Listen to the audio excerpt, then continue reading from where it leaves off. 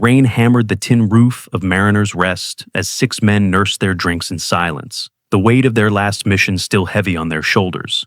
When the door burst open, nobody expected to see a small boy, face bruised and eyes wide with terror. Blood trickled from his split lip as he scanned the room, desperation radiating from his tiny frame. "Please," he begged, voice breaking. "My mom needs help. He's going to kill her this time." The bartender moved to usher him out, but something in the boy's plea made Commander Thad Riker set down his glass. He recognized that look, the same one he'd seen in war zones across the world, the look of someone who had nowhere else to turn. From which city in the world are you watching this video today? If you value stories about everyday heroes, subscribe to see more powerful moments like this one. Rain hammered against the tin roof of the Mariner's Rest, a weathered bar perched at the edge of Clearwater Cove where the land surrendered to the sea. Lightning flashed through the grimy windows, briefly illuminating the sparse crowd inside. 6 men sat scattered at separate tables, appearing to casual observers as nothing more than ordinary patrons seeking shelter from the storm. But their postures told a different story. Backs straight, despite the relaxed setting, eyes that regularly scanned entrances and exits, fingers that never strayed far from their drinks. Commander Thad Riker sat alone in the corner, a glass of bourbon untouched before him. At 43, his face carried the weathered lines of a man who had seen too much and slept too little. His dark eyes reflected the dim bar lights as he methodically turned a challenge coin over between his fingers, the motion almost meditative. The bartender, a woman with faded flame-red hair pulled into a tight bun, glanced at Riker's table with practiced disinterest. McKenna had owned the Mariner's Rest for 15 years, and she knew military when she saw it. These men weren't regular Navy. They carried themselves differently, spoke less, watched more. She had served enough special operators to recognize the signs, though she never asked questions. Her establishment survived on discretion as much as alcohol. Across the room, Zephyr tapped his earpiece out of habit, a nervous tick from years of communications work. The youngest of the group at 32, his fingers constantly moved as though typing on invisible keyboards. Beside him, Knox nursed a club soda, his medical bag never more than an arm's reach away, even on leave. The stocky medic's eyes drifted occasionally to the TV above the bar, though he wasn't really watching the muted baseball game. At the bar, Briggs and Wesley maintained a casual conversation about fishing that required minimal engagement, leaving their attention free to monitor the room. Ambrose sat halfway between them and Riker, creating a loose perimeter that placed every corner of the establishment under surveillance.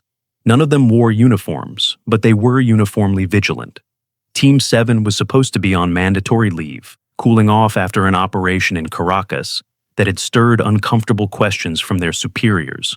Words like excessive force and protocol breach hung in the air between them, unspoken but present, like the gathering storm outside. "Another round?" McKenna called over the crash of thunder. Riker shook his head slightly, then returned to staring at the challenge coin. "You've been nursing that same drink for an hour," she observed, wiping down the counter. "Bad mission?" Riker's eyes flicked up, his expression unreadable. "Just waiting out the storm." "Aren't we all?" McKenna murmured, turning away.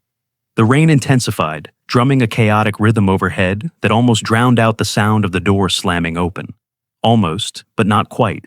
6 pairs of eyes instantly shifted toward the entrance, hands instinctively moving toward concealed weapons that regulations said they shouldn't be carrying on American soil. Instead of a threat, they found a boy. He couldn't have been more than 9 or 10, soaked to the bone and shivering violently. His dark hair was plastered to his forehead, partially obscuring eyes wide with panic. Blood trickled from his split lip, mingling with rainwater that dripped onto the worn wooden floor. A bruise was forming along his left cheekbone, the skin already swelling and discolored. McKenna reacted first, dropping her towel and moving toward him. "Hey kid, you can't be in here. This is no place for children." The boy flinched away from her outstretched hand. "Please," he gasped between rapid breaths. "I need help. My mom, he's hurting my mom." McKenna's expression softened slightly, but her tone remained firm. "I'll call the police for you, but you can't stay here. It's against the law." "No." The boy's voice cracked with desperation. "The police won't come in time. They never do. Please, I don't know what to do. He's going to kill her this time. The bar fell silent, the only sound the pounding rain and the boy's ragged breathing. He scanned the room frantically until his gaze landed on Riker. Something in the commander's steady gaze made the boy take a step toward him. "He's beating her again," the boy continued, words tumbling out faster now.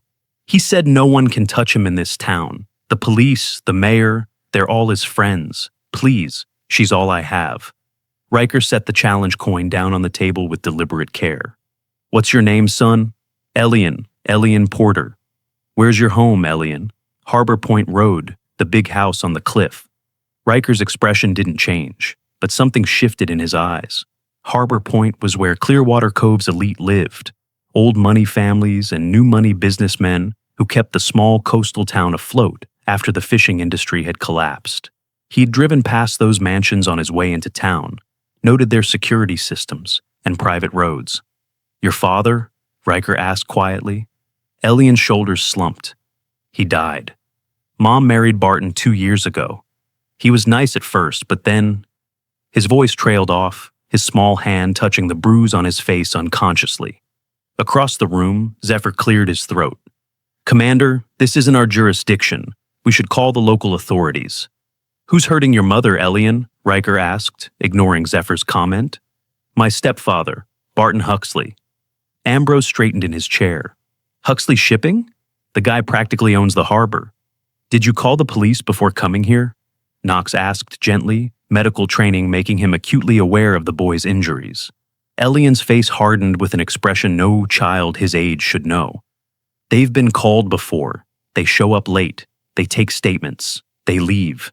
Then things get worse." Riker studied the boy's face, seeing beyond the immediate injuries to the deeper trauma beneath. Unbidden, a memory flashed through his mind. Another child with desperate eyes, dust instead of rain, the smell of cordite instead of sea salt. He'd made a promise then that he couldn't keep. The weight of that failure had never quite left him. "How did you get here?" Briggs asked. "I ran 3 miles. Elian's voice held a flicker of pride beneath the fear. "Mom showed me this place once. Said if anything ever happened, there were good people here." Riker stood slowly, his movement deliberately non-threatening. "McKenna, get the first aid kit for his lip. Zephyr, call Blackwood at JAG. See what the legal parameters are for civilian intervention." The communication specialist frowned. "Sir, after Caracas, we're on thin ice. Command was explicit about keeping a low profile." "I'm aware of our orders," Riker replied, his tone brooking no argument. Zephyr hesitated, then nodded. "Yes, sir." Ambrose moved closer, lowering his voice. "Thad, we can't get involved in domestic disputes, not on American soil. We're already under scrutiny." "I'm not suggesting we get involved," Riker said carefully. "We observe, assess the situation. No engagement unless a life is in immediate danger." "And if it is?" Wesley asked from across the room, voice quiet but carrying clearly. Riker's expression hardened. "Then we do what we're trained to do." "Some oaths go deeper than orders," Knox murmured, already checking his medical kit. Elian watched this exchange with growing hope, wiping blood from his chin with a rain-soaked sleeve. "You'll help her." Before Riker could answer, McKenna returned with a small first aid kit and a towel, kneeling in front of Elian. As she gently dabbed at his split lip, she spoke to the boy, but her eyes were on Riker. "These men are just passing through, honey. They can't get involved in local matters." Elian's face fell, despair replacing hope. "But there's no one else." Riker checked his watch. "We'll drive you home, Elian. Make sure everything's okay." Relief flooded the boys. "Features. Thank you so much. Bathrooms down the hall if you want to clean up a bit," McKenna told Elian, handing him the towel. "But don't take too long." As soon as the boy was out of earshot, she turned to Riker, her voice low and urgent. "You have no idea what you're walking into. Huxley isn't just connected to the police. He owns them." "We're just giving the kid a ride home," Riker replied evenly. McKenna leaned closer. "Listen to me. 3 women have accidentally died in that house over the last decade. Before Huxley bought it, the previous owner's wife fell down the stairs. Then Huxley's first wife drowned in their pool. His second wife had a reaction to prescription medication." Ambrose frowned. "If that's true, why hasn't anyone investigated?" "Because in Clearwater Cove, Money talks, and everyone else drowns, McKenna replied bitterly. The current police chief's kid got a full scholarship to an Ivy League school, courtesy of the Huxley Foundation. The mayor's brother-in-law runs Huxley's security. How do you know all this? Briggs asked suspiciously. McKenna's mouth twisted into a humorless smile. I serve drinks to rich men who think the help is invisible. You'd be surprised what people say when they don't think you're listening. The bathroom door opened, and Elian emerged, his face cleaner but no less frightened. The team exchanged glances, a silent communication born of years operating together in the world's most dangerous places. No words were needed to convey what each man was thinking. Let's move, Riker said simply. They left the bar in 2 vehicles, Riker, Knox, and Elian in the commander's SUV, with the others following in Ambrose's truck. Rain continued to pound against the windshield as they navigated the winding coastal road, the wipers struggling to maintain visibility. In the passenger seat, Elian sat with his hands clasped tightly in his lap, occasionally giving directions at intersections. His initial relief was fading, replaced by growing tension as they neared his home. Why did you come to our bar specifically, Elian? Riker asked, breaking the silence. The boy hesitated before answering. Mom keeps a box of my dad's things in her closet. I found it a few months ago when I was hiding from Barton. There was a picture of my dad with some other men. They all had the same tattoo as you. Riker's grip tightened on the steering wheel, his eyes briefly flicking to the faded trident visible on his forearm when his sleeve rode up. What was your father's name? Calloway, Elian replied. Lieutenant Deacon Calloway. The SUV swerved slightly as Riker processed the name. From the back seat, Knox inhaled sharply. You knew him? Elian asked, hope creeping into his voice. Riker's face was expressionless, but his knuckles had gone white on the steering wheel. Without answering, he pressed a button on the console. Zephyr, confirm the identity of Lieutenant Deacon Calloway, 2nd Platoon, SEAL Team, 7. KIA 3 years ago, Kandahar Province. The radio crackled. Confirmed, Commander. Calloway was part of Operation North Star. Died covering the team's extraction under heavy fire. Posthumous Silver Star. Cross-reference any connection to Clearwater Cove or Barton Huxley. A pause. No official connection in his file. His listed next of kin was a minor son, but no location data. That's unusual, sir. Very unusual, Riker agreed quietly, meeting Elian's gaze. Your father was one of ours. He saved my life, and the lives of everyone in these vehicles. Tears welled in Elian's eyes. Mom said he was a hero. One of the best I ever served with, Riker confirmed, his voice softening slightly. He tapped his radio again. Change of plans, gentlemen. This is a rescue operation now. We're bringing them both out. Roger that, came the unified response from the second vehicle. As they crested a hill, a sprawling cliffside mansion came into view, its windows glowing amber against the storm-darkened sky. A long driveway led up to an imposing front entrance, flanked by perfectly manicured hedges. Despite the luxury, there was something cold and forbidding about the structure. That's it, Elian whispered, shrinking into his seat. That's home. Riker pulled to the side of the road, positioning the SUV to maintain visual contact with the house while staying out of direct line of sight. Elian, I need you to stay in the vehicle with Knox. We're going to assess the situation first. But my mom, Elian protested. The best way you can help your mother is by staying safe, Knox explained gently. We can't help her if we're worried about you too. Elian reluctantly nodded, and Riker stepped out into the rain, immediately soaked as he joined the rest of the team, gathering at the back of Ambrose's truck. Water plastered his dark hair to his forehead, but he ignored it, focused entirely on the mission at hand. Wesley, I want eyes inside. Briggs, check the perimeter for security systems. Ambrose, prepare for potential breach. Zephyr, see if you can get any comms from inside the house. On it, Wesley replied, already assembling a compact spotting scope from his bag. What's our legal standing here? Ambrose asked. Blackwood get back to you? Not yet, Zephyr replied, setting up a small receiver. But breaking and entering is still a felony, last I checked. We're conducting a welfare check at the request of a minor resident of the household, Riker stated flatly. Let's move. The team dispersed with practiced efficiency, melting into the darkness and rain as they approached the property from different angles. Riker circled to the eastern side, using the landscaping as cover as he approached a large bay window. Inside, he could make out an expansive living room with high ceilings and expensive furnishings.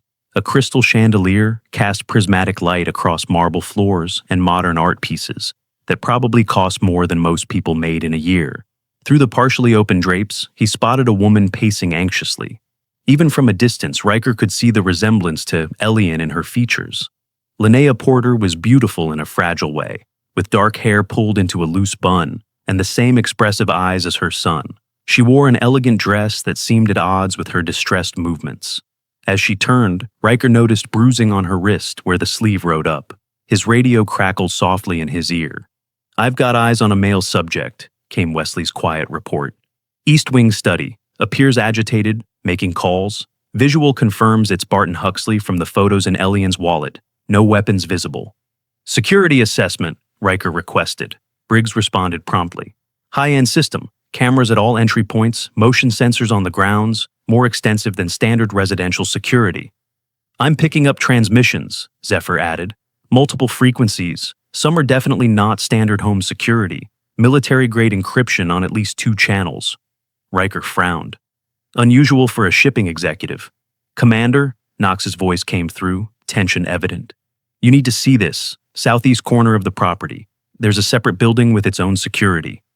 "Maintain position with the boy," Riker ordered, already moving in the direction Knox indicated. He skirted the edge of the property, keeping to the shadows cast by ornamental trees. The rain provided additional cover, muffling his footsteps and reducing visibility for any security personnel. The separate building was smaller, but no less imposing, a modern structure of glass and steel that contrasted with the traditional architecture of the main house. Unlike the residence, its windows were tinted, preventing any clear view inside. 2 men stood under the sheltered entrance, their postures alert despite the late hour and inclement weather. Even in civilian clothes, Riker recognized the bearing of men with military training. "We've got armed security," he reported quietly. "Professional, not your typical private guards." "I've got a visual on one of them," Briggs replied. "That's Mercer, Marcus Mercer. He was Force Recon, dishonorably discharged 3 years ago for selling equipment to private contractors." "Zephyr, are you getting anything from inside that building?" "Negative, Commander. Different frequency, heavily encrypted. Whatever's happening in there, they don't want anyone to know about it." The puzzle pieces were starting to form a disturbing picture. High-end security, military-grade communications, disgraced former service members working as private security. None of it matched the profile of a legitimate shipping company executive, even a wealthy one. A sudden movement caught Riker's attention. Through the main house window, he saw Huxley enter the living room where Linnea was. Even from a distance, the man's body language was aggressive, shoulders squared, gestures sharp as he spoke to her. Though Riker couldn't hear the words, the intent was clear. Linnea backed away, her arms wrapped protectively around herself. "I've got a domestic situation escalating," Riker reported. "Zephyr, any luck with that directional mic?" "Patching you in now." Huxley's voice came through the comm, distorted by distance but clearly furious. "Where is he? Where did you send him?" "I don't know," Linnea responded, her voice steady despite her obvious fear. "He ran off after you hit him. What was I supposed to do, Barton? You broke his lip open." "That little brat has been nothing but trouble since day one, always snooping, asking questions, just like his father." "Leave Deacon out of this," Linnea snapped, a flash of defiance breaking through her fear. Huxley laughed, the sound cold and without humor. "Your precious hero husband. Did you ever wonder why they were so eager to set you up here, under my supervision? Why there was never a body to bury?" Linnea paled visibly. "What are you talking about? Your husband didn't die a hero, Linnea. He died a traitor, stealing classified information, asking the wrong questions. Just like you're doing now." Huxley's voice dropped to a threatening growl. "Just like your son is doing. Now where is he?" "I told you, I don't know where Elian went," Linnea insisted. Huxley moved with unexpected speed, grabbing Linnea by the throat and slamming her against the wall. "You're lying. You've always been a terrible liar." Riker's hand instinctively went to his sidearm. "Situation critical. Huxley is assaulting Linnea Porter. Prepare for breach." "Commander," Zephyr warned, "we don't have legal authorization." "I'm authorizing it," Riker replied coldly. "Knox, keep Elian in the vehicle. Everyone else converge on the main entrance. Standard breach protocol, non-lethal takedown only." The team acknowledged the orders and began moving into position. Rain continued to pour down, providing cover for their approach. Riker circled back toward the front of the house, evaluating entry points and mentally mapping the interior based on what he'd observed. Inside, Huxley still had Linnea pinned against the wall. "You've got 5 seconds to tell me where he is, or I swear to God, Linnea, what happened to the others will look merciful compared to what happens to you." Linnea's face was turning red as she struggled for breath, her fingers clawing ineffectively at Huxley's grip. "He ran," she gasped. Huxley released her throat only to backhand her across the face, the impact sending her crashing to the floor. Wrong answer. As Linnea lay stunned on the marble tiles, Huxley pulled out his phone. "Hemlock, it's me. The boy's gone. Probably talking to people he shouldn't. Find him. Now." He paused, listening. "I don't care what it takes. If he's talked to anyone, deal with them too." That was all Riker needed to hear. Execute breach now? Ambrose moved to the front door, placing a small device against the electronic lock.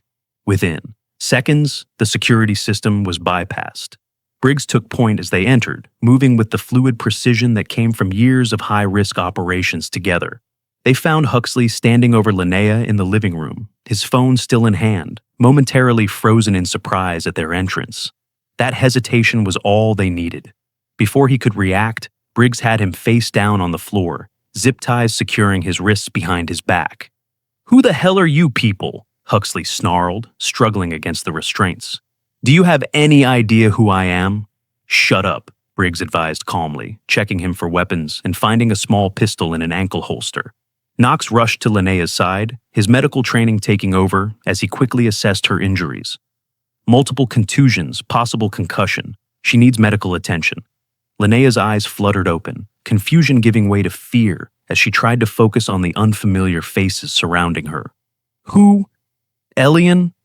Where's my son?" "He's safe," Knox assured her. "He came to find help. That's why we're here." Understanding dawned in her eyes, followed by relief so profound it brought tears. Thank God he got away." Zephyr, who had been checking the room for surveillance devices, suddenly tensed. "Commander, we've got incoming. Police vehicles, at least 3 moving fast. No sirens." "Time to go," Riker decided. "Bring Huxley. We'll need leverage." "You can't do this," Huxley spat. "This is kidnapping, assault, breaking and entering. You're finished."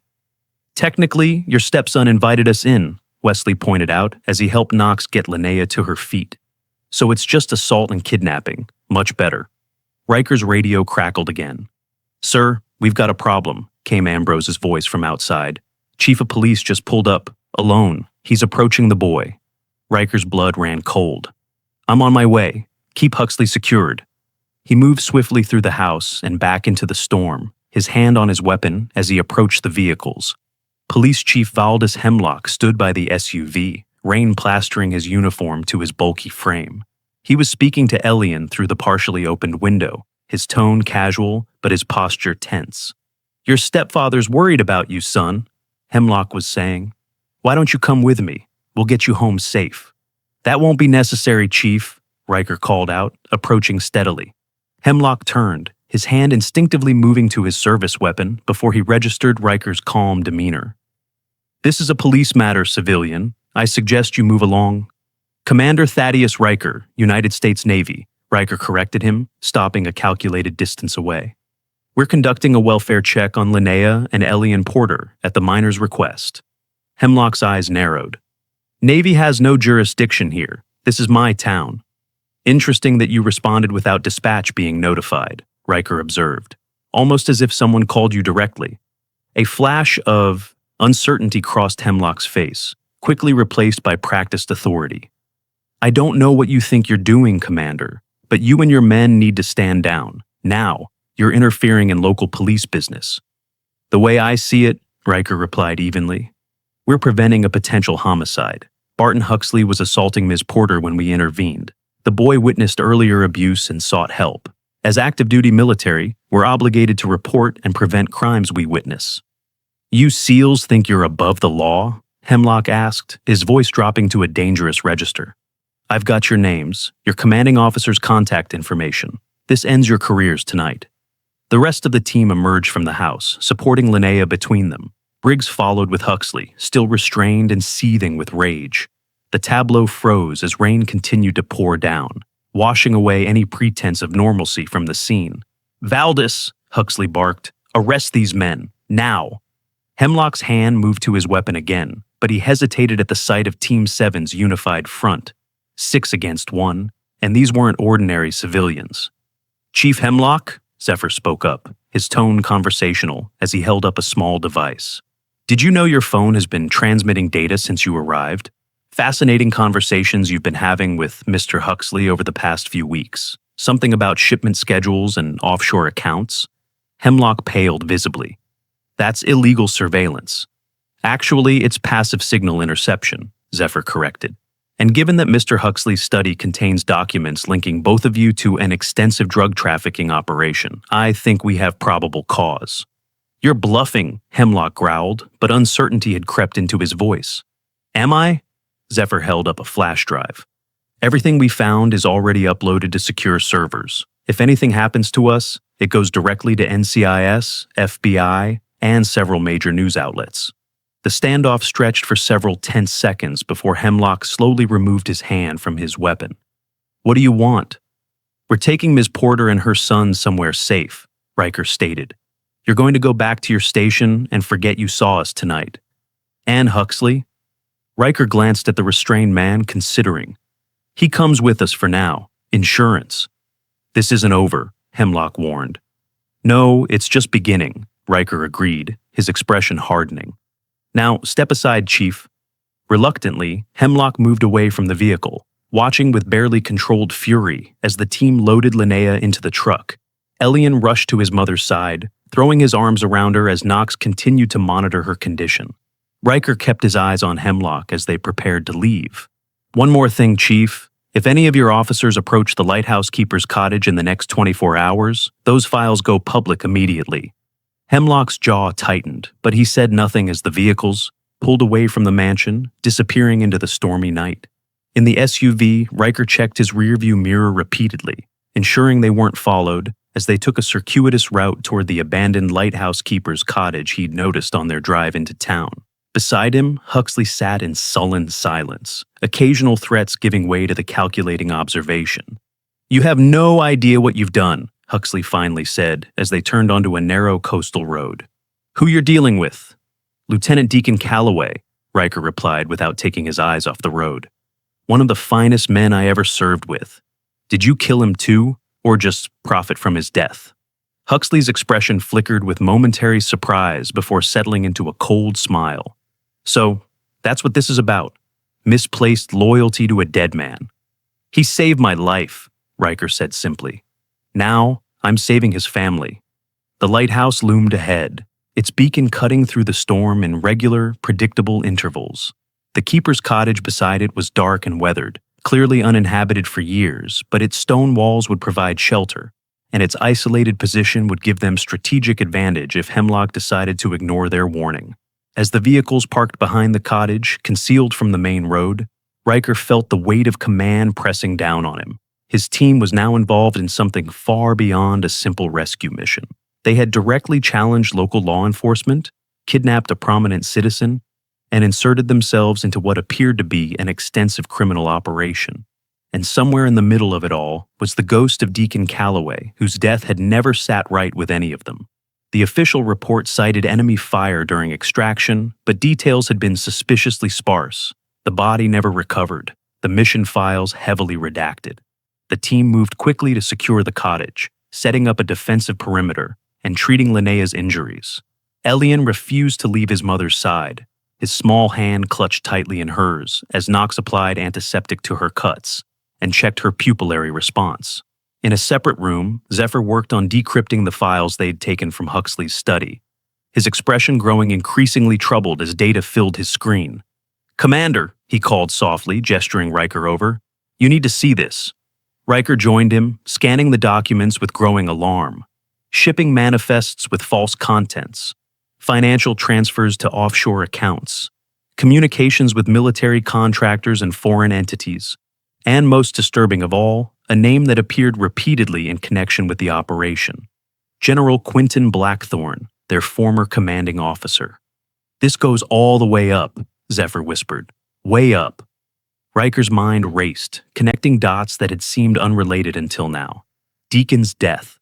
The team's recent missions that had seemed oddly targeted at competitors rather than legitimate threats. The scrutiny after Caracas, when they'd accidentally disrupted what they now realized was part of Blackthorne's operation. He looked through the doorway to where Linnea sat with Elian, her bruised face illuminated by the dim light of an old kerosene lamp. Despite her injuries, there was strength in her posture, a resilience that reminded him of the man she had married. Get her in here, he told Zephyr. I need to know everything she knows. Moments later, Linnea entered the makeshift command center, her steps hesitant, but her chin held high. Your medic says I should be resting. This can't wait, Riker replied, gesturing to a chair. What do you know about your husband's last mission? Linnea sank into the seat, exhaustion evident in every line of her body. Nothing. They told me it was classified, that he died a hero. There was a ceremony, but... Her voice faltered. No body. They said recovery wasn't possible. And afterward, how did you end up with Huxley? A shadow crossed her face. Men came to see me. Military, but not in uniform. They said Deacon had arrangements in place to make sure Elian and I would be taken care of, that we'd be relocated to Clearwater Cove, where Deacon had wanted us to live eventually. Did they give you names? Only one, General Blackthorne. Linnea's eyes searched Riker's face.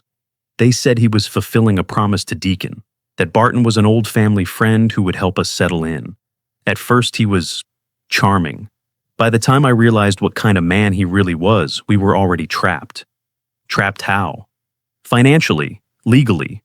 Her hand moved unconsciously to her bruised throat. And eventually, physically. Barton made it clear that if I tried to leave, I wouldn't get far. That no one would believe anything I said against him. Why didn't Deacon ever mention you or Elian? Riker asked, the question that had been bothering him since the bar. Tears welled in Linnea's eyes. He was protecting us. There had been threats, someone trying to get to him through us. He thought if he kept his family life separate from his SEAL life, we'd be safer. Her bitter laugh held no humor. Obviously, that didn't work out as planned. Zephyr, who had been quietly working on his laptop during their conversation, suddenly straightened. Commander, I've traced some of these communications. There are calls between Hemlock and a private military contractor based in Virginia. The company is owned by a shell corporation that traces back to Blackthorne Industries. And the encrypted channels from the separate building on Huxley's property? Military grade, same type we used in Caracas. Riker's expression hardened as the final pieces fell into place. Blackthorne's been running his own private operation, using military resources, intelligence, and personnel for drug trafficking.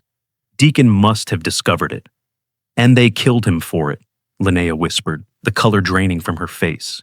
Then, placed his family with one of their operatives to keep them under surveillance, Riker continued. Insurance against any evidence Deacon might have hidden. And we've been unknowingly providing security for their shipments, Briggs added from the doorway, having overheard the conversation. All those missions targeting drug cartels that just happened to compete with Blackthorne's operation. A heavy silence fell over the room as the enormity of the betrayal sank in. Everything they had fought for, the risks they had taken, the brothers they had lost, all potentially in service to a criminal enterprise run by the man they had trusted to lead them. What do we do now? Knox asked, joining them with Elian asleep in his arms. Riker looked at each member of his team in turn, then at Linnea and the sleeping boy who had brought them into this storm. His decision crystallized with the clarity that had kept them all alive through countless missions. Now we finish what Deacon started, he said quietly. We take down the whole operation, no matter how high it goes. Lightning flashed outside, briefly illuminating the determined faces of Team 7 as thunder rolled across the bay. The storm was far from over. In fact, it was just beginning. Dawn broke over the lighthouse, pale fingers of sunlight reaching through the storm clouds that still lingered on the horizon. Inside the keeper's cottage, Team 7 had transformed the abandoned building into a functional operations center. Maps covered the walls, communication equipment hummed softly, and watches had been established to monitor the narrow road leading to their temporary sanctuary. Barton Huxley sat zip-tied to a sturdy wooden chair, in what had once been the keeper's pantry. His expensive clothes rumpled, his face a mask of controlled fury. Despite his situation, he maintained the bearing of a man accustomed to power. He hadn't spoken since their arrival, watching the team's movements with calculating eyes. In the main room, Linnea Porter slept fitfully on a makeshift bed, her son Elian curled protectively beside her. Knox checked her vital signs periodically, concerned about the concussion she had sustained. The bruises on her face and neck had darkened overnight, physical evidence of Huxley's brutality. Commander Thaddeus Riker stood at the window, watching the sea crash against the rocks below. Sleep had eluded him, his mind racing with implications and strategies. The discovery that their former commanding officer, General Quinton Blackthorne, was running a drug trafficking operation using military resources had shaken him to the core. Even worse was the realization that Team 7 had been unwittingly complicit, carrying out missions that eliminated Blackthorne's competition rather than legitimate threats. Zephyr approached, his eyes red-rimmed from hours of analyzing the data they had taken from Huxley's study. "Commander, I've finished the preliminary assessment." Riker turned from the window. "What's the damage?" "Catastrophic," Zephyr replied bluntly. "Blackthorne's operation spans at least 3 continents. They're using military transport flights to move product, intelligence assets to monitor competition, and special operations teams to eliminate threats. The paper trail connects Blackthorne to officials in at least 6 countries. And Deacon, any mention of why he was targeted?" Zephyr hesitated. "Nothing explicit, but I found an encrypted file labeled Lighthouse. Given our current location, that can't be coincidence." "Deacon always had a backup plan," Riker murmured, his eyes drifting to the lighthouse tower visible through the window. "What's in the file?" "That's the problem. It's encrypted beyond anything I've seen before. Military grade with additional layers. Breaking it would take resources we don't have here." Ambrose joined them, his weathered face grim. "We've got another problem. Local news is reporting Huxley is missing, possibly kidnapped. They're describing us as armed and dangerous suspects last seen in the vicinity of Harper Point Road." "Hemlock's move faster than I expected," Riker observed. "He's trying to control the narrative." "There's more," Ambrose continued. "They've issued an Amber Alert for Elian, claiming he was abducted by the same suspects." Linnea's voice came from behind them, startling the men. She stood in the doorway, one hand braced against the frame for support, her other arm wrapped protectively around Elian. "They're trying to make you into criminals, just like they did with Deacon." Riker studied her face. Despite the injuries and exhaustion, there was a steel in her expression that commanded respect. "What do you mean, like they did with Deacon?" "Before he left for his last deployment, Deacon was different, troubled. He told me he'd discovered something that went against everything he believed in, said people he trusted were involved in something terrible." She closed her eyes briefly, the memory clearly painful. "After he died, men came to the house. They searched everything, claimed they were collecting his personal effects for security reasons. But they were looking for something specific." "Did they find it?" Briggs asked. "No." Linnea's mouth curved in a small, satisfied smile. "Deacon was too smart for that. He knew they might come." "Mrs. Porter," Zephyr said gently, "do you know what Lighthouse means?" It was a file name we found in Huxley's system. Something flickered in Linnea's eyes. "Where did you take me last night, Elian, when Barton was out of town last month?" The boy looked up at his mother, understanding dawning on his face. "The lighthouse. You showed me where you and Dad got married." "That's right." Linnea turned to Riker. "Deacon and I were married right here, in this lighthouse. It was just the 2 of us, a chaplain and the lighthouse keeper as witness. It was our special place." Riker's pulse quickened. "Zephyr, coordinate with Wesley. Search this entire structure, especially the lighthouse tower. Look for anything that seems out of place." "On it," Zephyr acknowledged, already moving toward the door. "What are you looking for?" Linnea asked. "Insurance," Riker replied. "Deacon wouldn't have gone down without leaving evidence behind. Something to protect you and Elian if anything happened to him." Knox approached with his medical kit.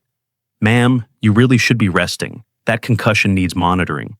Linnea shook her head stubbornly. "I've been passive for too long, letting men decide my fate. First the military, then Barton. I'm done with that." She winced slightly as she straightened. "What's your plan, Commander?" Before Riker could answer, Wesley entered through the back door, his normally impassive face animated with urgency. "We've got company coming. 2 SUVs, heavily tinted windows, moving fast up the access road." "Hemlock?" Riker asked. "Negative. These aren't police vehicles. Private plates, but they're moving with tactical precision." Riker made a split-second decision. Defensive positions. "Knox, get Linnea and Ellie into the basement. Briggs, bring Huxley as insurance." The team moved with practiced efficiency, years of combat operations creating a seamless response to the threat. Ambrose and Wesley took up sniper positions with clear sight lines to the approaching vehicles, while Riker and Briggs established a defensive perimeter around the cottage. "Rules of engagement?" Ambrose asked through the comm. "Non-lethal if possible," Riker ordered. "We need information more than we need bodies." The SUVs stopped at the end of the overgrown path leading to the cottage, just out of optimal firing range. 8 men emerged, their movements betraying military training, despite their civilian clothes. They spread out in a standard approach formation, weapons visible but not yet raised. "They're not trying to hide," Briggs observed. "They want us to see them coming." "It's a show of force," Riker agreed. "They think they have the advantage." Through his scope, Wesley studied the men. 2 of them look familiar. I think they were in Kandahar during the North Star operation. The lead operative raised a megaphone. "Commander Riker, this is Samuel Werner, Blackthorn Security. General Blackthorn has authorized me to offer you and your team full immunity in exchange for Mr. Huxley and the Porters. No questions asked, no records kept." "That's generous," Riker replied, his voice carrying across the distance. "What's the catch?" "No catch. The General understands you were acting on incomplete information. He's willing to overlook this incident given your team's exceptional service record. You'll be reassigned to European Command, away from this unfortunate situation." "And the Porters?" Werner hesitated fractionally. "They'll be relocated for their safety, given the sensitive nature of Lieutenant Calloway's final mission." Riker exchanged a knowing look with Briggs. The offer was exactly what he expected. A clean escape for his team, coupled with a death sentence for Linnea and Elian. "Tell the General we appreciate the offer," Riker called back. "But we'll need some time to consider. My team is divided on how to proceed." "You have 1 hour," Werner replied. "After that, we'll be forced to resolve this situation through other means." The mercenaries remained in position as Riker and Briggs retreated inside the cottage. In the main room, the rest of the team had gathered, tension evident in their postures. "They'll assault the position as soon as their reinforcements arrive," Ambrose predicted. "Werner's just buying time." "Agreed," Riker said, "which means we need to move before they're ready." "Zephyr, what's the status on the lighthouse search?" "Nothing yet, Commander, but we haven't been able to access the top level. The door is locked and it's reinforced steel. Would take explosives to breach it." Linnea stepped forward. "I know how to open it. Deacon showed me once." She looked directly at Riker, her voice steady. "But first, I need to know if I can trust you. Really trust you." "Your husband saved my life," Riker replied simply. "I owe him a debt I can never repay. Whatever's in that lighthouse, it doesn't leave this team until we've ensured your safety and brought Blackthorn down." She studied his face for a long moment before nodding. "Elian, remember the story Daddy told you about the lighthouse keeper and the storm?" The boy's eyes widened with recognition. "The one where the light saved all the ships?" "That's right. What did the keeper say was the most important thing about keeping the light?" Elian thought for a moment, his face scrunched in concentration. "That even when you can't see who you're saving, you keep the light burning anyway." Linnea smiled, pride momentarily overriding her exhaustion. "Exactly. Let's go open that door."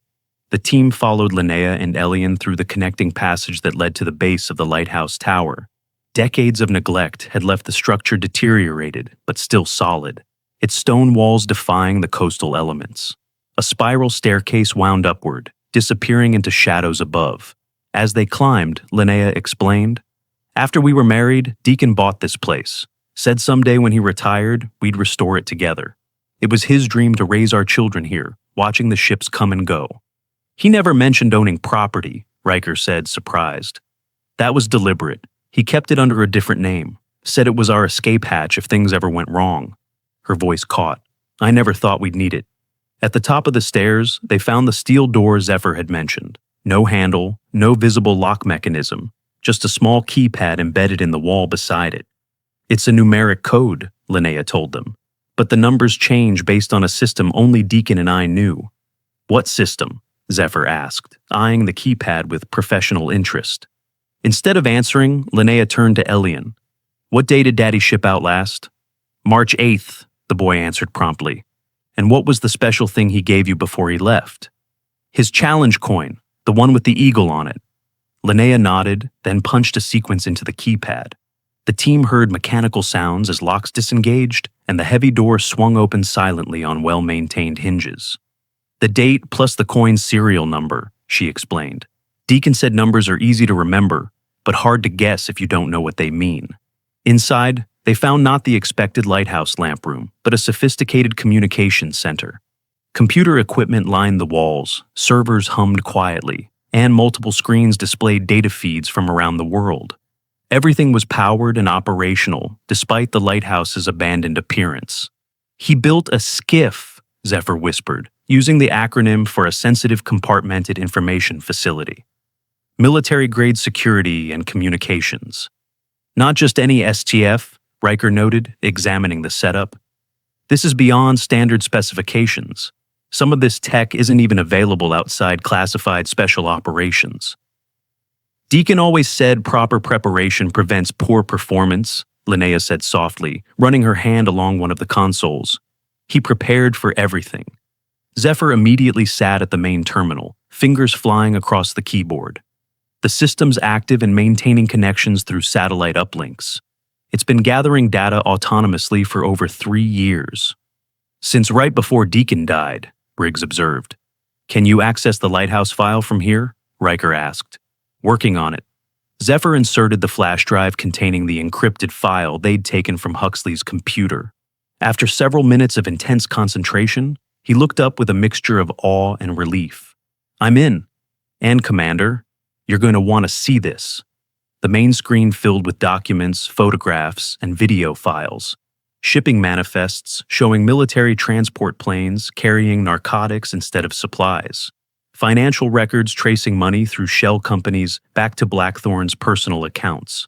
Surveillance photos of Blackthorn meeting with known drug traffickers in various locations around the world. And most damning of all, video footage of Blackthorn himself discussing profit margins and elimination of competitors. Deacon had been gathering evidence for months before his final deployment, Zephyr explained, scrolling through the files. He documented everything meticulously. Dates, times, participants, amounts. He built an airtight case. Why didn't he take it to authorities? Knox asked. He tried, Zephyr replied, opening another file. This is correspondence with the Inspector General's office. They were preparing to move against Blackthorn when Deacon was suddenly deployed to Afghanistan. The mission parameters were changed at the last minute, placing his team in an exposed position with minimal support. It wasn't enemy fire that killed him, Riker realized, the truth hitting him like a physical blow. Blackthorn set him up. Worse than that, Zephyr continued, his voice tight with controlled anger. According to this, Deacon didn't die in Afghanistan. He was captured, transported back to a black site, and interrogated about the evidence he'd gathered. They wanted to know who else was involved and where the backup files were kept. Linnea sank into a chair, her face ashen. Are you saying Deacon might have been alive after they told me he was dead? Zephyr hesitated, glancing at Riker for guidance. At the commander's nod, he continued gently. The last entry indicates he was held for approximately 6 weeks. I'm sorry, Mrs. Porter. The file ends with a termination order signed by General Blackthorn himself. A terrible silence filled the room. Elian pressed against his mother, sensing her distress, though too young to fully comprehend its cause. Linnea wrapped her arms around him, her expression moving through grief to rage and finally settling into cold determination. What do we do with this information? She asked finally, her voice steady despite the tears on her face. Before anyone could answer, the cottage shook with a violent explosion. Plaster dust rained down from the ceiling as the team instinctively moved to defensive positions. They're moving early, Ambrose reported through the comm. Breaching charges on the east entrance. At least 12 hostiles now, heavy tactical gear. Riker made an immediate assessment.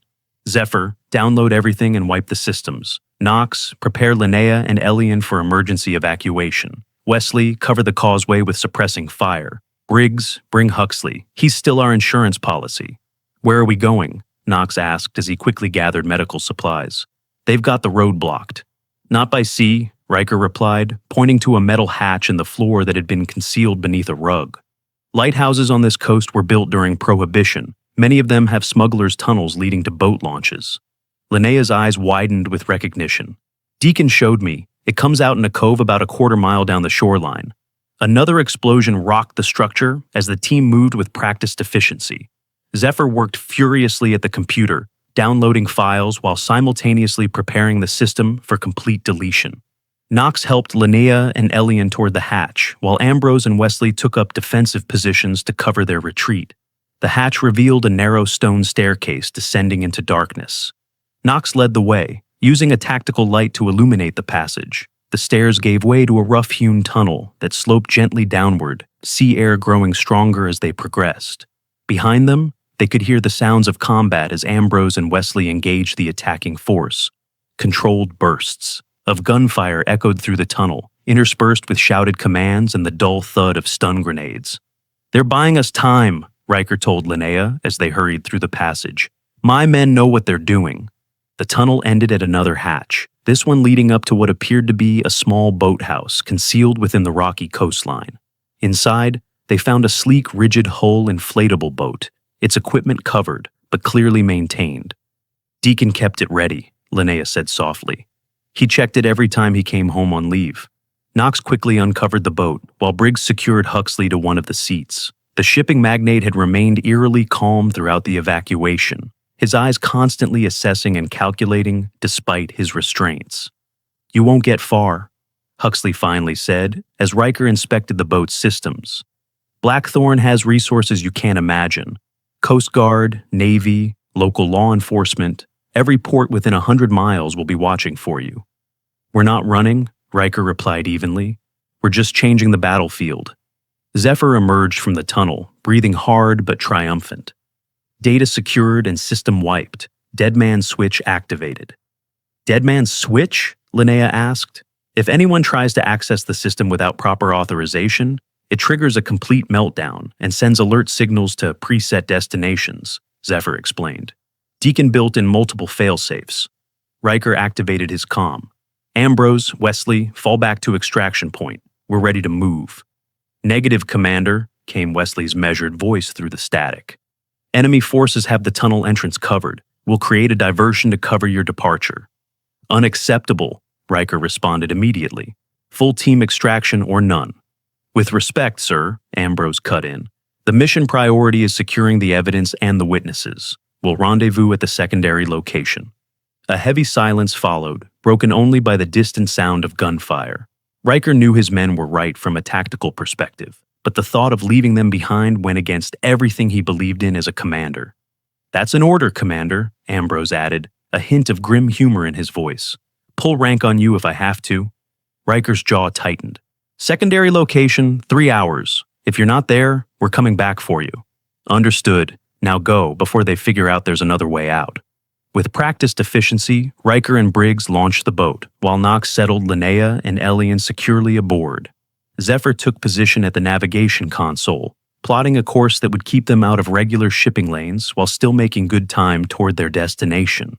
As they pulled away from the hidden boathouse, a series of explosions shook the lighthouse. Flames erupted from the windows of the keeper's cottage, thick black smoke billowing into the morning sky. Linnea gasped, clutching Elian tightly as they watched the destruction of a place that held so many memories. "Don't worry," Riker assured her, misinterpreting her distress. "That's Ambrose's diversion. They'll be using the chaos to slip away." "I'm not worried about the lighthouse," Linnea replied, her voice surprisingly steady. "Deacon always said things can be rebuilt. People can't." The boat skimmed across the water, putting distance between them and the burning structure. From this perspective, the full scale of the operation against them became clear. Multiple vehicles had surrounded the lighthouse, and armed figures moved purposefully through the property. In the distance, sirens wailed as local law enforcement responded to the scene. "They're going all in," Briggs observed grimly. "This isn't a containment operation anymore. It's elimination." "Which means Blackthorn is desperate," Riker noted. "He knows what we have." Zephyr, who had been monitoring communications through a specialized receiver, looked up with concern.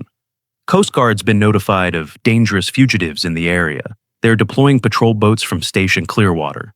How long until intercept? Riker asked. 20 minutes at current speeds. Riker studied the coastline, making rapid tactical calculations. Change course. Head for Smuggler's Cove. The Narrows? Zephyr questioned, referring to a treacherous channel between rocky outcroppings that local fishermen avoided even in good conditions. Coast Guard cutters draw too much water to follow us through, Riker explained, and their patrol boats won't risk the rocks at pursuit speed. Zephyr nodded and adjusted their heading. The boat leaned into the turn, spray flying as they accelerated toward a seemingly solid wall of cliffs ahead. In the distance, a Coast Guard helicopter appeared, moving rapidly in their direction. Its appearance confirmed Riker's suspicions. This was no ordinary law enforcement response. Someone with considerable authority was directing military assets against American citizens on American soil. They're using thermal imaging, Briggs warned, noting the helicopter's flight pattern. We've got minutes before they have a lock. Zephyr, initiate countermeasures, Riker ordered. The communications specialist flipped a series of switches on the boat's console, activating systems that were definitely not standard equipment. Thermal scramblers online, they'll see multiple heat signatures scattered across a half-mile radius. The boat surged forward, heading directly toward the cliffs. As they approached, a narrow opening became visible, barely wide enough for their vessel. Jagged rocks rose on either side, with powerful currents creating unpredictable water patterns in the channel. Hold tight, Riker called as he took the helm from Zephyr. This gets rough. The boat entered the Narrows, immediately caught in competing currents that threatened to slam them into the rock walls. Riker handled the controls with a precision that came from years of specialized maritime operations, making micro-adjustments that kept them centered in the treacherous passage. Linnea held Elian close, her eyes wide but unafraid, as they navigated the dangerous channel. The boy, despite the danger, watched Riker with undisguised admiration, seeing in the commander echoes of his father's competence and courage. The passage wound through the coastal rock formations, sometimes widening enough to allow easier navigation, other times narrowing to barely the width of their vessel. Above them, the helicopter circled, its crew unable to maintain visual contact through the twisting channel. After several tense minutes, the Narrows opened into a sheltered cove surrounded by steep cliffs. The water here was calm, protected from ocean currents by the natural breakwater of rock formations. A narrow beach of dark sand formed a crescent at the base of the cliffs. Smuggler's Cove, Riker announced as he cut the engines to idle. Prohibition runners used to cache liquor here before moving it inland. How do we get out? Knox asked, looking at the imposing cliffs surrounding them. There's a path, Linnea said, pointing to a barely visible trail zigzagging up the eastern cliff face. Deacon brought me here once, said it was a good place to remember if things ever went wrong. Your husband had remarkable foresight, Riker noted, as he guided the boat toward the beach. Linnea's expression softened. He was always planning, always preparing. I used to tease him about it, but now it might save all our lives, Riker finished gently. They secured the boat and helped Linnea and Elian onto the beach. Huxley, still restrained, was marched ashore under Briggs's watchful eye. The shipping magnate had maintained his calculating silence throughout their escape, but now his composure showed signs of cracking. You're making a terrible mistake, Huxley said, his voice tight with suppressed anger. Blackthorne will find you. He has resources within every branch of government, every intelligence agency. That's counting on, Riker replied calmly. The wider he spreads his net, the more visible he becomes. And the more people start asking questions about why the full might of American military and law enforcement is being directed against a SEAL team and a widow and her son, Zephyr added, checking the secure satellite phone he'd extracted from their emergency kit. Huxley's eyes narrowed. You think you're so clever? You have no idea what's really at stake here. This goes beyond drugs, beyond money. Blackthorne is just one piece of a much larger operation. Then enlighten us, Riker suggested, studying Huxley's face. What is this really about? For a moment, it seemed Huxley might actually answer, a flicker of something almost like fear crossing his features. But then his expression hardened again into contemptuous confidence. It doesn't matter. You won't live long enough to use the information. As the team prepared to ascend the cliff path, Zephyr pulled Riker aside. "Commander, I've been analyzing the data from Deacon's files. There's something else going on here. The drug operation seems to be financing something much bigger." "What kind of something?" Riker asked. "I'm not sure yet, but there are references to a project called Achilles. Heavy security, compartmentalized information, enormous funding, and it's tied to a facility right here in Clearwater Cove." "Blackthorn has a base here?" "Not Blackthorn," Zephyr corrected, his expression troubled. "According to these files, Achilles is run by someone codenamed Patriarch. Blackthorn reports to him." The implication sent a chill through Riker. If Blackthorn, a 3-star general with decades of service and connections throughout the military and intelligence communities, was merely a subordinate in this operation, then the true scope of what they were facing was far greater than they had imagined. "Does Deacon identify this Patriarch?" he asked. Zephyr shook his head.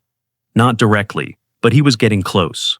The last entries in his journal mentioned surveillance of a compound on Osprey Island, about 10 miles offshore. He believed that's where Achilles is headquartered. We need to get to that compound," Riker decided. "But first, we secure Linnea and Elian and rendezvous with Ambrose and Wesley, one step at a time." The team began the ascent up the cliff path, Knox helping Linnea navigate the steeper sections, while Briggs maintained a watchful eye on their prisoner. The helicopter had moved on, searching other areas based on the false heat signatures, but they knew the respite would be temporary. As they neared the top of the cliff, the path widened onto a flat area that provided a panoramic view of the coastline. In the distance, smoke still rose from the lighthouse, and Coast Guard vessels patrolled the waters offshore. Further along the coast, the picturesque town of Clearwater Cove sprawled around its natural harbor, looking peaceful and ordinary from this distance.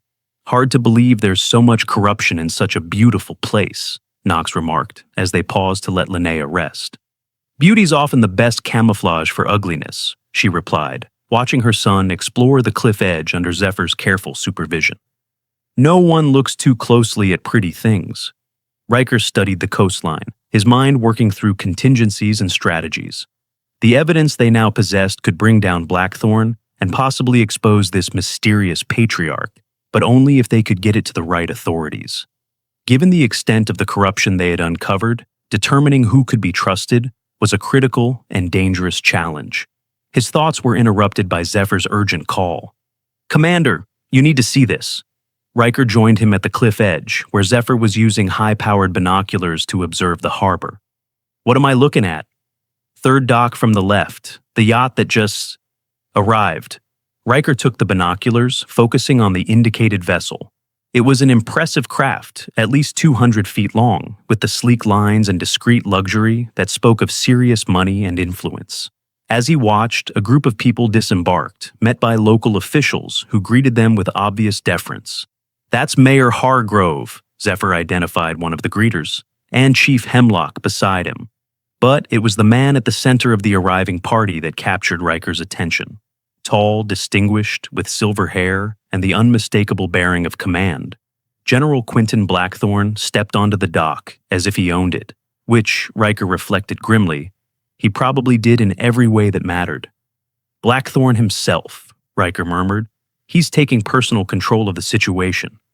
"It gets worse," Zephyr replied, directing Riker's attention to another figure emerging from the yacht. "Look who's with him." Riker adjusted the focus, then went very still as he recognized the second man.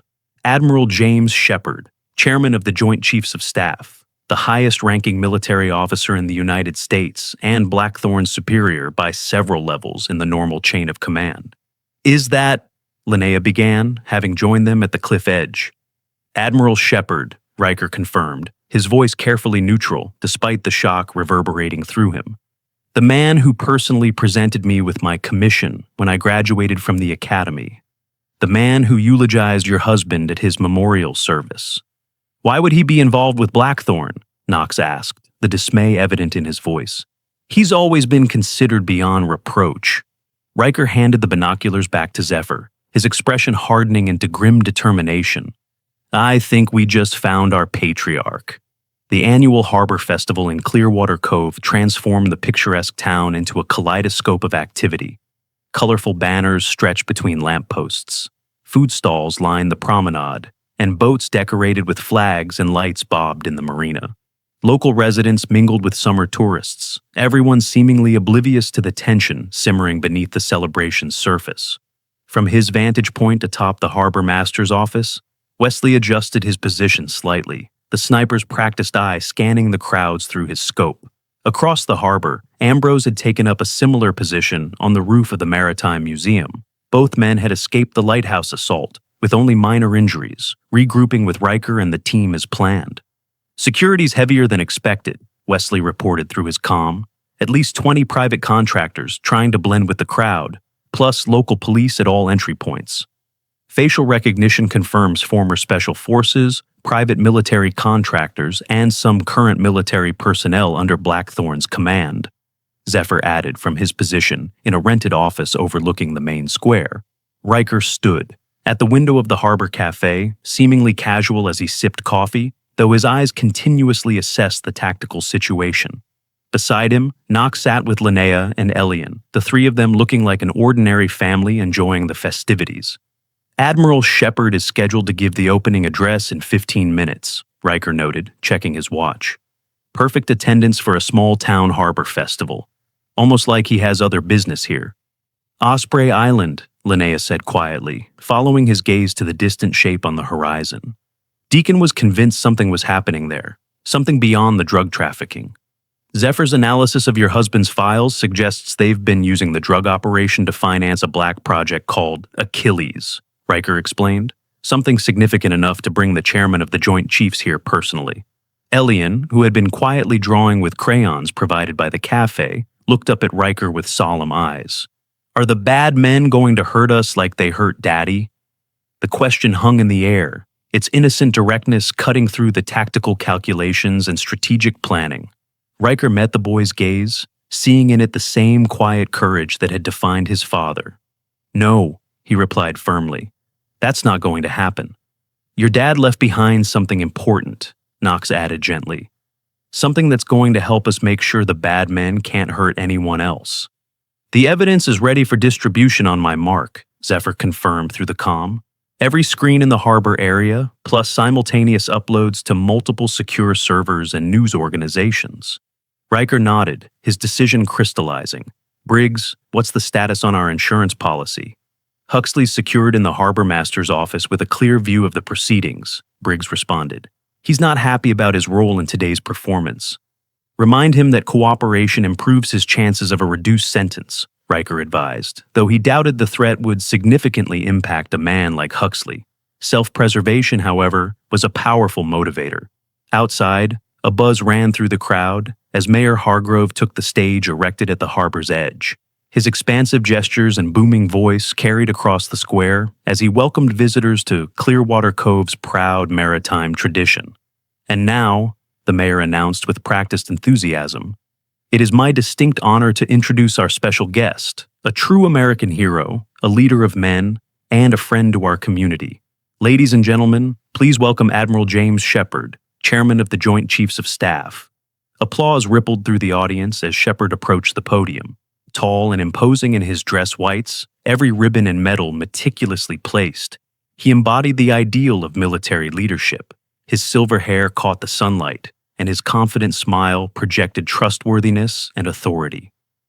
"Thank you for that warm welcome," Shepard began, his resonant voice carrying easily across the harbor. "It's an honor to be here in Clearwater Cove, a town that exemplifies American values of hard work, community, and service." As Shepard continued his speech, Riker noticed General Blackthorn positioned at the edge of the stage, scanning the crowd with the hyper-awareness of someone anticipating trouble. Several of his security personnel had moved to strategic positions around the square, their hands never far from concealed weapons. "They know something's wrong," Riker murmured. "But they don't know what," Linnea replied, her voice steady despite the tension. "Otherwise, they wouldn't be proceeding with such a public event. They're counting on their control of local law enforcement to maintain the illusion of normalcy while they search for us," Knox suggested. Riker checked his watch again. 2 minutes to execution. Ambrose, Wesley, confirmed positions.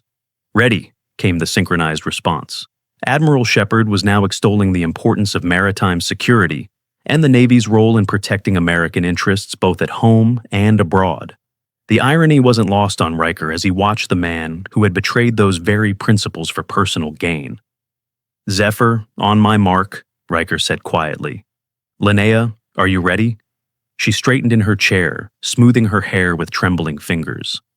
"I've been ready for 3 years. 3, 2, 1, mark."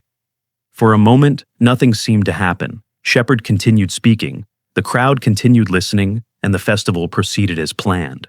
Then, one by one, screens throughout the harbor area flickered.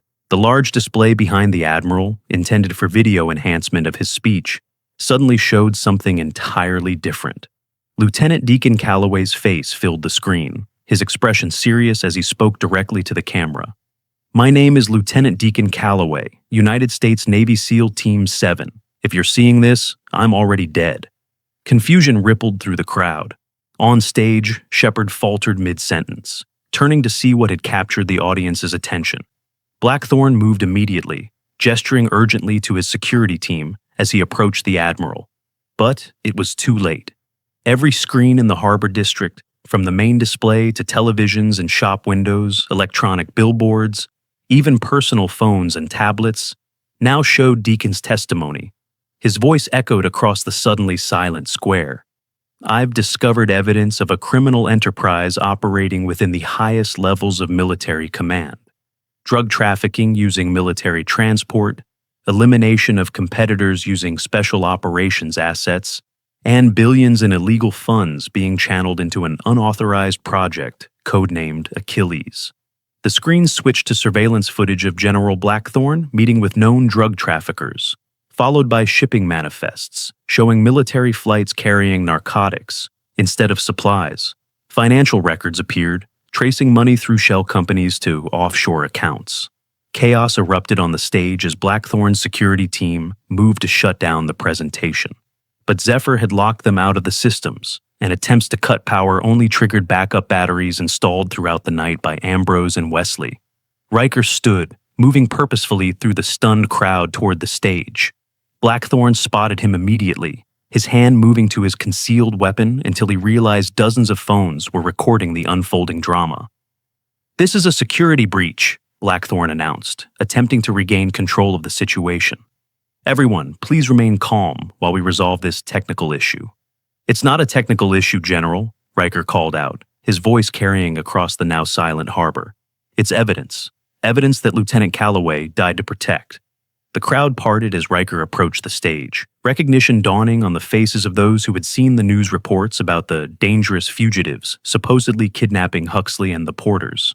"My name is Commander Thaddeus Riker, United States Navy SEAL. 3 years ago, Lieutenant Deacon Calloway discovered that military resources were being used to traffic drugs into this town. He died trying to stop it. We're here to finish what he started." Admiral Shepard stepped forward, his authoritative presence commanding attention even in the midst of chaos. "Commander Riker, you're operating under serious misapprehensions. Stand down immediately, and we can discuss this privately." "There's nothing to discuss," came Linnea's voice as she joined Riker, Elian's hand firmly in hers.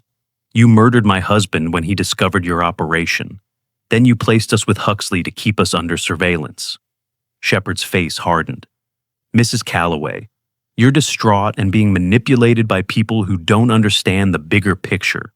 "I understand perfectly," she replied, her voice carrying across the now silent crowd. "My husband recorded everything before you killed him. Every meeting, every shipment, every dollar. And most importantly, Project Achilles." At the mention of Achilles, a flicker of genuine alarm crossed Shepard's composed features. Behind him, Blackthorne had gone deathly pale, his eyes darting to the distant silhouette of Osprey Island. "You have no idea what you're interfering with," Shepard said, his voice dropping to a dangerous register. "This goes beyond your comprehension, beyond your pay grade, beyond your moral judgments." "Is that what you told yourself when you ordered the execution of one of your own men?" Riker asked. "That it was for some greater good?" Before Shepard could respond, the screens changed again, showing a document with the Admiral's signature authorizing the termination of Lieutenant Deacon Calloway. The timestamp showed a date 3 weeks after Calloway had been officially declared killed in action in Afghanistan. A murmur ran through the crowd, shock and outrage building as the evidence continued to unfold on every screen. Blackthorn's security team, recognizing the deteriorating situation, began to withdraw, melting into the crowd as their employer's crimes were broadcast for all to see. "You think this display changes anything?" Shepard asked, a dangerous calm settling over him. "Do you have any idea who you're dealing with? The connections I have? The resources at my disposal?" "I know exactly who I'm dealing with," Riker replied evenly. "A traitor who betrayed his oath, his country, and his men for profit."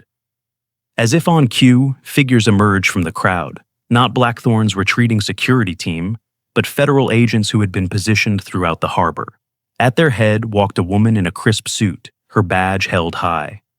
"Admiral James Shepard, General Quentin Blackthorn, you are under arrest for conspiracy, drug trafficking, misappropriation of military resources, and the murder of Lieutenant Deacon Calloway. Special Agent Rivera, Naval Criminal Investigative Service," she identified herself, as more agents moved to secure the stage. "Commander Riker contacted us 3 days ago with preliminary evidence. What we've seen today confirms it." Shepard's composed facade finally cracked, rage and disbelief warring across his features. "This is absurd. I'm the chairman of the Joint Chiefs. You can't arrest me on the word of a rogue SEAL team." "We're not arresting you on their word," Agent Rivera replied coolly. "We're arresting you on Lieutenant Calloway's evidence, which has been independently verified by 3 separate agencies. And while you've been giving speeches, federal teams have been executing search warrants on Osprey Island, where we've discovered Project Achilles in all its illegal glory." As agents moved to handcuff the Admiral and General, Elian stepped forward, his small face solemn, as he looked up at the men who had orchestrated his father's death. With quiet dignity that belied his years, he reached into his pocket and withdrew a tarnished SEAL trident pin. "This was my dad's," he said, his voice clear in the hushed harbor. "He said real SEALs protect people who can't protect themselves." The symbolic moment hung in the air, more damning than any evidence displayed on the screens around them. Shepard, for all his power and influence, couldn't meet the eyes of a child whose father he had murdered. The crowd, which had been stunned into silence, now erupted in a combination of applause and angry shouts as the disgraced officers were led away. Local police, seeing which way the wind was blowing, quickly distanced themselves from Chief Hemlock, who found himself similarly detained by federal agents.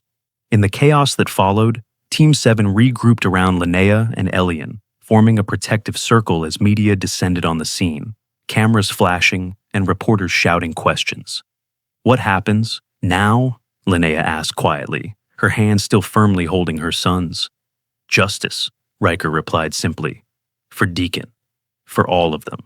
6 months later, Elian Porter walked confidently down the hallway of his new school.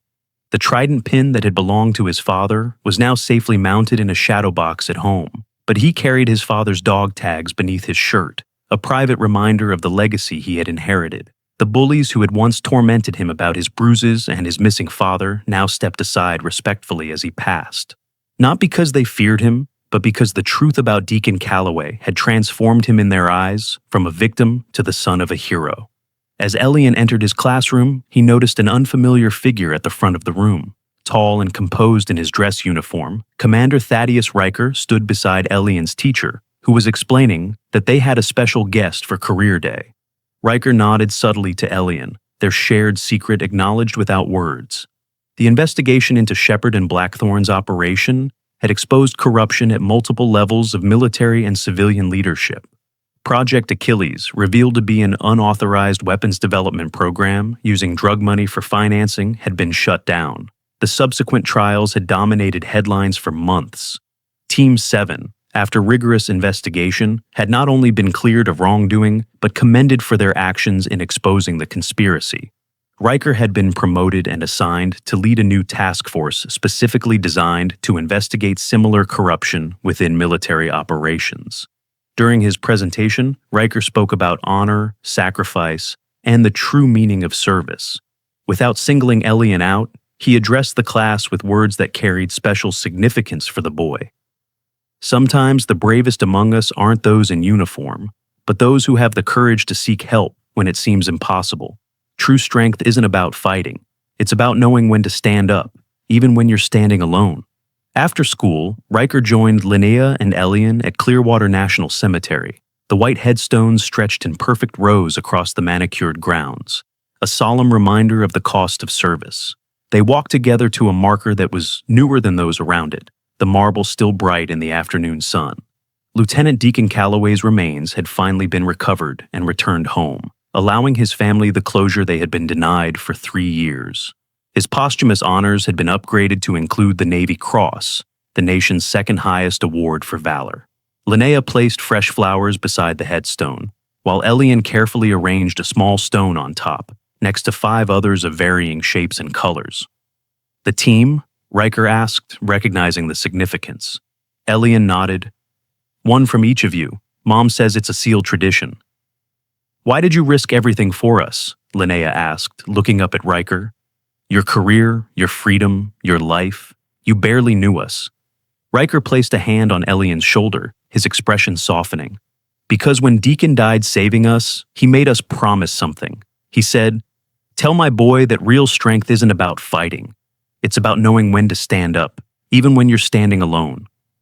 As they walked away, the setting sun cast long shadows across the cemetery, illuminating the new inscription that had been added to Deacon's headstone. Lieutenant Deacon Calloway, his sacrifice saved many, his legacy saved more. Team 7. In the distance, the lighthouse stood on its rocky promontory, rebuilt and restored. Its beams swept across the darkening waters, a silent guardian guiding ships safely to shore. Just as Deacon had intended, it now served as both a home for his family and a reminder that even in the darkest night, a single light could make all the difference.